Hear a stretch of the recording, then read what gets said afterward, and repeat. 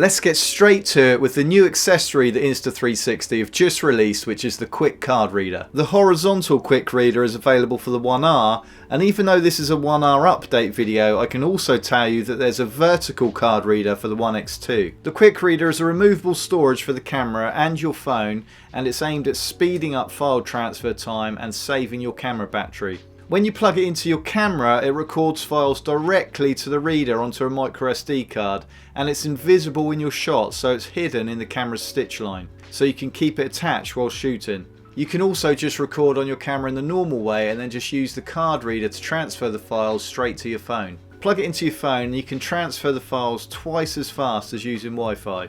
I did a quick test with the 1R and I shot a 1-minute file and I transferred it to the phone via Wi-Fi and it took 1 minute to transfer.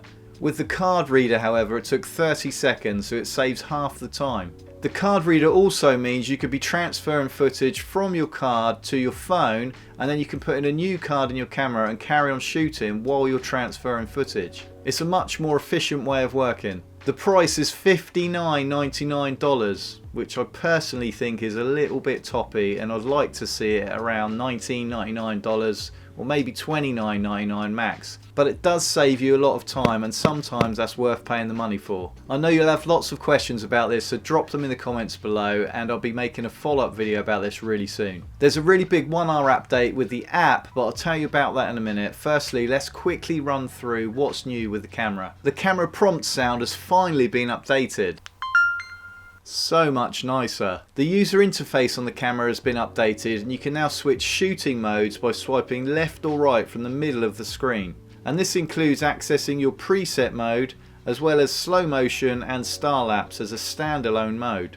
And you can access the footage you've shot on your album by swiping up from the bottom. And swipe right to left and you can adjust shooting parameters such as shutter, ISO and white balance. The whole interface and the layout is a lot simpler and clearer to use, and now you don't have to swipe from left to right, which was a real pain, especially with big fingers, because your fingers get so close to the lens. The camera parameters have also been updated in the auto and manual mode. Auto option has been added to the shutter and ISO choices. The camera will use the auto mode by default, and then you can tap the manual mode on the right to set the shutter and the ISO. Another really useful feature with the touchscreen is that you can now double tap the touchscreen to view it in 360. The graphics disappear and you can smoothly swipe around the whole 360-degree image and touch the back icon to exit and get back to your main screen. On the 1" and 4K mods, basic stabilization has been upgraded to quick flow state stabilization, and there's been significant improvements with the stabilization, and the videos don't now have to be processed in the app or in the studio software. Also, for both of these mods, 4K at 50 frames per second has been added under the quick flow state mode. And I'll just throw in another quick update for iOS users using iPads. You can now edit in landscape mode, and I know that this is a feature that you've been wanting for a long time. Okay, this is the big feature that's been added to the app, and that is the Snap Wizard editor, and this is for fast, effortless 360 reframing. I was really excited to see this in the update because it's an upgraded version of viewfinder mode, which is my favorite mode of editing. So Snap Wizard allows you to do a live edit in real time without the need for keyframes.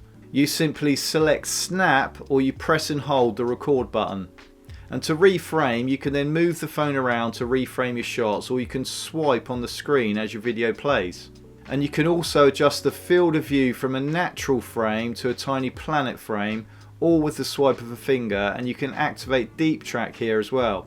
You can replay your edited clip back from the Snap Wizard screen and then trim the clip to tidy it up.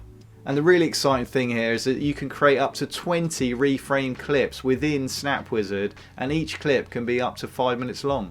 And you can export all these clips individually to your phone's camera album, or you can export them to the story editor and join them all together. This has to be my favourite updated feature. Let me know in the comments which is yours, and please remember to subscribe so you don't miss out on anything new. My name's Rich, thanks for watching, and I'll see you in the next video.